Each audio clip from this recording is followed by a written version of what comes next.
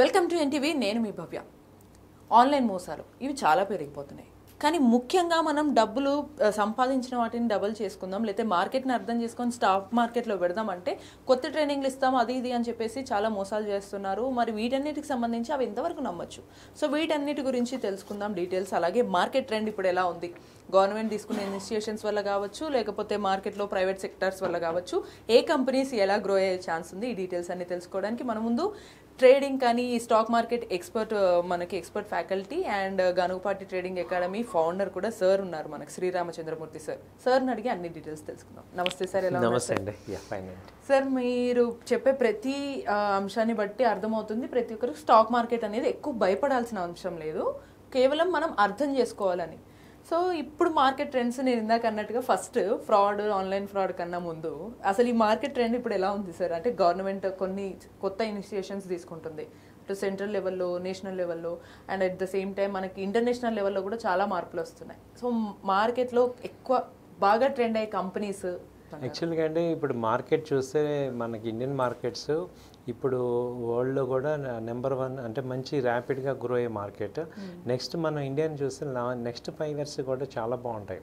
కాబట్టి ఇప్పుడు మధ్యలో ఏదన్నా 1-2 months తగ్గిన టెన్షన్ పడాల్సిన ఏం లేదు. క్వాలిటీ స్టాక్స్ కొనుక్కుంటే అవి మంచి పెర్ఫార్మెన్స్ ఇస్తుంటాయి. సో ఇండియన్ మార్కెట్స్ బాగానే ఉన్నాయి. లాస్ట్ 10 days నుంచి కూడా మంచి ర్యాలీ వచ్చింది. సో బ్యాంక్ నిఫ్టీ 58,000, నిఫ్టీ 26,000, 28,000 అలా 26,000 అలా వచ్చింది. బాగానే ఉంది, టెన్షన్ అంతా పోయింది. సెన్సెక్స్ ఫస్ట్ టైం 85,000 వచ్చింది. సో ఇండియన్ మార్కెట్స్ అన్నీ బాగున్నాయండి. సార్ ఇక్కడ ఇండియన్ మార్కెట్లో మళ్ళీ ఈ మధ్య ఎక్కువ బాగా వినిపిస్తుంది గ్రీన్ ఎనర్జీ ఆర్ ఎలక్ట్రిసిటీ, దీనికి సంబంధించిన గ్రోత్ ఎక్కువ బాగుండే ఛాన్స్ ఉంటుంది అంటున్నారు.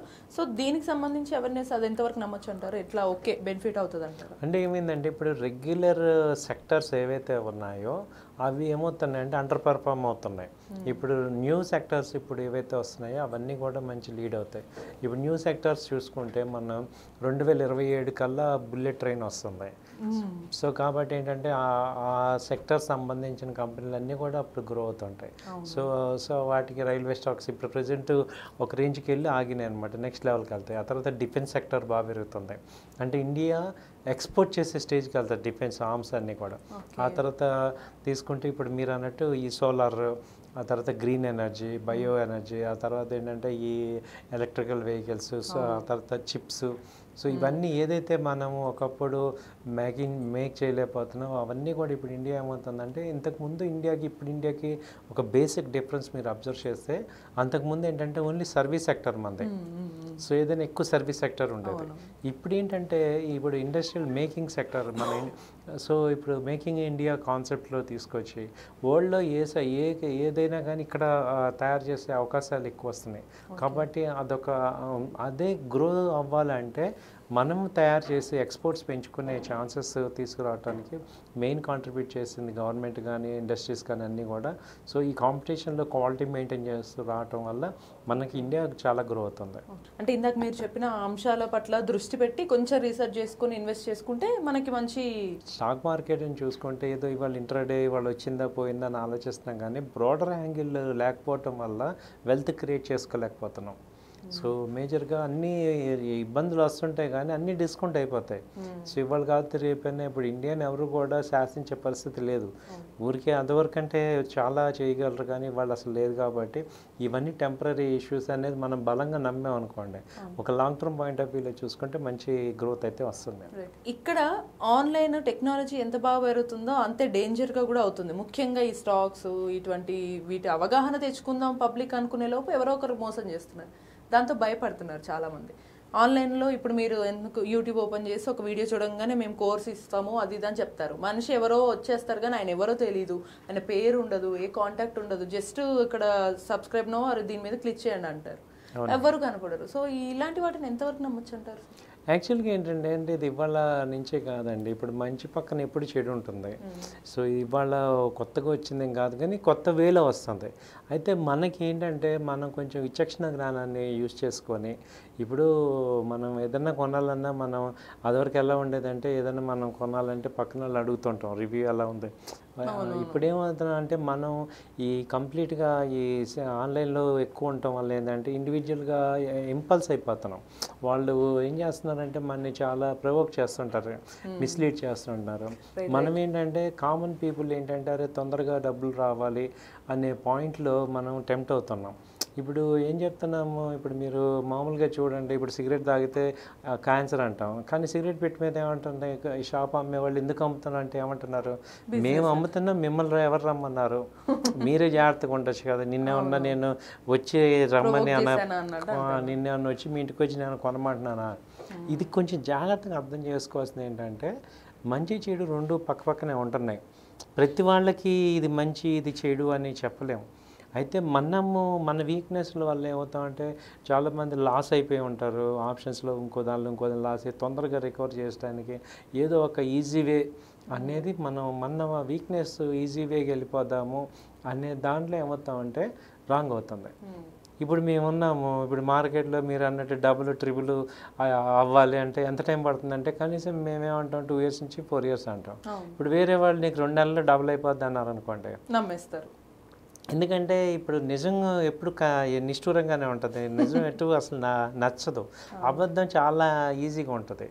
ఎందుకంటే నిజానికి కొంచెం ఓపిక అవసరము, ఆలోచన. ఇప్పుడు మీరు నిజానికి ఏమవుతుందంటే మీరు ఒప్పుకోకపోయినా అదే నిజం, దాన్ని యాక్సెప్ట్ చేయాలి.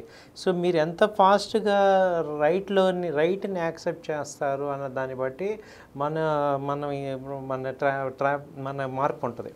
ఇప్పుడు చాలామంది ఎంత చదువుకున్నా ఎంత ఉన్నా అక్కడున్న సిచ్యుయేషన్ ప్రకారం ఏమవుతుందంటే ఆ అబద్ధానికి మోసానికి అంత అట్రాక్ట్ అవుతాం. ఇప్పుడు చాలా ఈజీగా అట్రాక్ట్ అయ్యి ఎందుకు పోగొట్టుకున్నావు అంటే క్వశ్చన్ ఈజీయే. ఆ టైంలో ఏమవుతారు వాళ్ళు, ఇప్పుడు నిజం చెప్పాలంటే ఇప్పుడు ఉన్నాం, మేము కోచింగ్ సెంటర్ ఉంది అంటే మా దగ్గర రమ్మంటే ఒక 20-30 మంది నెలకి రావడానికి కష్టం. అదే మీకు చీటింగ్ చేసే వాళ్ళ దగ్గర 500 మంది 1000 మంది వస్తుంటారు. ఏంటి దానికి ఒక 500 రూపాయలు 1000 రూపాయలు పెట్టి 2 hours 3 hours చెప్తామంటే వాళ్ళు చెప్పేది ఏముండదు. కానీ ఏంటంటే వాళ్ళు ఇచ్చేది ఏమవుతుంది, బ్యాంక్ నిఫ్టీలో ఆప్షన్స్లో ఈజీగా సంపాదించుకోవచ్చు.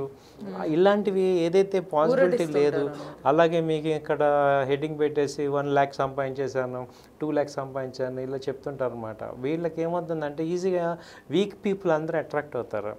సో కాబట్టి ఏమవుతుందంటే వాళ్ళందరూ కూడా ఆల్రెడీ లాస్లో ఉన్న వాళ్ళందరూ రైట్కి రాలేరు అనమాట.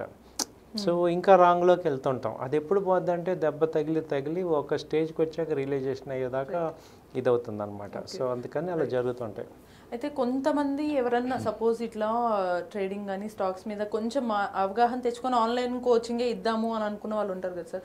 సో వాళ్ళు ఎలా ఎన్ష్యూర్ చేసుకోవచ్చు, ఓకే ఇది సేఫా కాదా, నేను వెళ్తుంది కరెక్ట్ రూట్ ఉందా లేదా అని వాళ్ళని ఎలా కరెక్ట్గా తెలుసుకోవచ్చు అంటారు? తెలుసుకోవాలంటే ఫస్ట్ వాళ్ళ ఆఫీస్ ఎక్కడ ఉంది, వాళ్ళకి అసలు అంతకుముందు ఎవరైనా ఉన్నారా, లేకపోతే వాళ్ళు మీడియాలో ఎలా వస్తున్నారు ఏంటి అంటే మనం ఏంటంటే మన యాంగ్జైటీ ఆపేసి ఒక్క నిమిషం రీసెర్చ్ చేస్తే మీకు అర్థమైపోద్ది రైట్ ఎవరు రాంగ్ ఎవరు. మనం ఆ టైంలో ఏమవుతామంటే ఆ ఇంపల్స్లో ఏమవుతామంటే గబక్కని టెంప్ట్ అయిపోతుంటాం. ఒక్క 5 నిమిషాలు ఆగితే మీకు అర్థమవుతుంది అనమాట నిజంగా ఎవరు జెన్యున్గా ఉన్నాం, ఎవరు ఫేక్గా ఉన్నాం. ఎవరైతే మీకు ఒకటే బండ గుర్తు ఏంటంటే ఎవరైతే మీకు నేను ఇంత సంపాదించేసాను అంత సంపాదించేసాను అని చూపిస్తుంటారో వాళ్ళందరూ ఫేకేనండి. ఇప్పుడు నిజంగా అంటే ఫోన్ పేలో పైన అన్ని కవర్ చేస్తారు కానీ కింద క్యాష్ మాత్రం ఇంత వచ్చింది అని చెప్తుంటారు. అవన్నీ కూడా ఇప్పుడు నిజంగా సంపాదించే వాళ్ళు నేను ఎంత సంపాదిస్తున్నానో మీకు అక్కర్లా. అసలు యాక్చువల్గా నిజంగా సంపాదించే వాళ్ళు ఏం చెప్తాం, ఆ వే చెప్తాం ఎలా సంపాదించుకోవాలి ఏంటి అని. సో ఇవి ప్రొవోక్ చేసేవాళ్ళు ఏంటంటే నేను అంత సంపాదించాను ఆప్షన్స్లో ఎంత సంపాదించాను అన్న వాళ్ళందరూ కూడా మిమ్మల్ని ఇండైరెక్ట్గా ప్రొవోక్ చేస్తున్నారు లాసెస్లోకి అనేది అర్థం చేసుకోండి. ఇది ఏంటంటే మేము కూడా మీకు ఇప్పుడు రాంగ్ చెప్పేవాళ్ళు అంత అరుస్తున్నప్పుడు రైట్ చెప్పేవాడు కూడా మాట్లాడాలి కదా అని మీకు గట్టిగా చెప్తున్నా. సార్ ఈ మధ్య ఆల్గో ట్రేడింగ్ అని ఒకటి వింటున్నాం. ఫ్రాంక్ గా చెప్తే ఇప్పుడు నా ఎక్స్పీరియన్స్ చెప్తాను సార్. ఎవరో ఒకరు ఫోన్ చేస్తారు సడన్ గా, మేడం మీకు ట్రేడింగ్ ఇంట్రెస్ట్ ఉందా, మీరు పర్ డే ఒకవేళ 30,000 పెట్టారనుకోండి మీకు బై మంత్ ఎండ్ కల్లా మీకు అది 2 days కల్లాను డబుల్ చేసి చూపిస్తాం అది ఇదని చెప్పారు. చాలా మంది ఫోన్ చేస్తారు. అసలు ఎక్కడి నుంచి చేస్తున్నారు, వాళ్ళకి నా కాంటాక్ట్ ఎలా వస్తుంది అనేది సెకండరీ. బట్ అసలు అలా డబుల్ ఎలా చేస్తారు? నిజంగానే ఒకవేళ ఒక కామన్ పీపుల్ నాలాగా కావచ్చు ఇంకొకరు ఉంటారు, పర్ డే 30,000 వాళ్ళు ఇన్వెస్ట్ చేయగలిగే స్టేజ్లో ఉంటే వాళ్ళు ఎందుకు కామన్ పీపుల్ అవుతారు, వాళ్ళు ఎందుకు ఈ స్టేజ్లో ఉంటారు? వీటి గురించి ఏం చెప్తారు సార్? ఇక్కడ వాళ్ళు చెప్పేది ఏంటంటే ఇప్పుడు మీకు ఒక 30,000 అలా పెట్టుకోండి, మీకు 1 వీక్ 10 డేస్లోనే డబుల్ అయిపోతాయి, ఆప్షన్స్లో అవుతాయి అంటారు అనమాట. సో ఇదేంటంటే ఆ క్వశ్చన్లోనే ఆన్సర్ ఉంది. అసలు 30,000కి నెల రోజుల్లో అయ్యేటట్టయితే ఇప్పుడు మన మ్యూచువల్ ఫండ్ కంపెనీస్ ఉన్నాయి, ఇప్పుడు మోతీలాల్ ఓస్వాల్ ఉంది, 60,000 కోట్లు ఉంది వాళ్ళకి, మరి ఎంత అవ్వాలి? కానీ వాళ్ళు పర్ యానం ఎంత తీస్తున్నారు? 15%, 20% ప్రాఫిట్ ఇవ్వటానికి కింద మీద అయిపోతున్నాం. ఇప్పుడు యావరేజ్గా ఇప్పుడు మీరు ఏ కంపెనీ తీసుకున్నా, మెయిన్ కంపెనీస్ ఏ కంపెనీ తీసుకున్నా ఇవాళ ఇయర్ క్వార్టర్లీ రిజల్ట్స్ చూసుకుంటే ఒక 10% రావడానికి కింద మీద అయిపోతుంది. అంటే ఒక సంవత్సరం మొత్తం వాళ్ళు వర్క్ చేస్తే, ఇప్పుడు మన ఎన్టీవీ ఉంది, సంవత్సరం మొత్తం వర్క్ చేస్తే ఎంత ప్రాఫిట్ ఇస్తుంది? 15-20% ఇస్తే చాలా బాగా ఇచ్చినట్టు. మరి మనకి ఇక్కడ వీళ్ళు 30,000లో 10 డేస్లోనే ఇచ్చేస్తా అంటే ఇప్పుడు ఎన్టీవీ వాళ్ళు పెట్టలేరా 100 కోట్లు? పెట్టుకుంటాం కదా. మరి వాళ్ళు ఎందుకు చేయట్లేదు అంటే మీరు అర్థం చేసుకోవాల్సింది ఏంటంటే అసలు ఇప్పుడు నిజంగా సంపాదించే వాళ్ళు ఏం చేస్తున్నారు, వాళ్ళని మనం ఫాలో అవ్వాలి. అంటే ఈజీ మనీ కోసం చూసుకుంటే ఏమవుతుందంటే నష్టపోతున్నాం. ఈజీ మనీ లేదు అసలు. కష్టపడే ఒక కంపెనీ ఆర్ ఎవరో ఒకరు పర్టికులర్ ఒక బిజినెస్ ఒక కంపెనీ ఉంటే వాళ్ళని నమ్ముకొని వాళ్ళని ఎన్నికలకి వేస్తే వాళ్ళతో పాటు వేస్తే స్టాక్ మార్కెట్లో మనీ ఉంది కానీ ఈజీగా రాదు, ఏదో ఒక రోజులో రావాలి. ఈవెన్ చాలామంది కూడా ఇంట్రాడే కానీ తర్వాత ఆప్షన్స్లో కానీ ఎక్కువ ఈజీగా వచ్చేస్తుందంటే అసలు ఈజీ లేదు. చాలా టెక్నికల్గా నాలెడ్జ్ పాయింట్లో చూసుకుంటే కానీ యాక్యురేట్గా చూసుకొని మనీ మేనేజ్మెంట్ చూసుకొని డిసిప్లిన్గా చేస్తేనే వస్తాయి. సో ఈజీ లేదనమాట, ఈజీగా పోతాయి.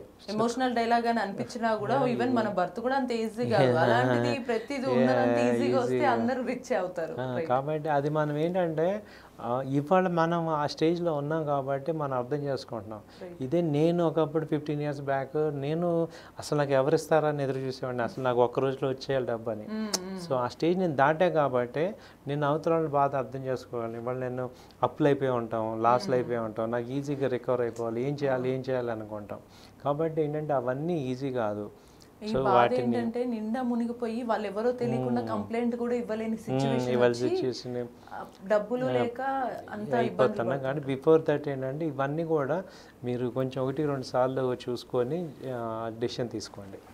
Super sir, thank you so much. చాలా కొంచెం అవగాహన ఇచ్చాము అని ఆశిస్తున్నాను. సో థ్యాంక్ యూ అండి. ఆడియన్స్ అందరూ మీరు కూడా నిండా మునిగిన తర్వాత చేసేది ఏమీ ఉండదు. సో మనకి డబ్బులు ఎంత ఇంపార్టెంట్ అంటే మనం ప్రతిరోజు ఎంత కష్టపడితే తప్ప మనకి చేతిలో డబ్బులు రావు.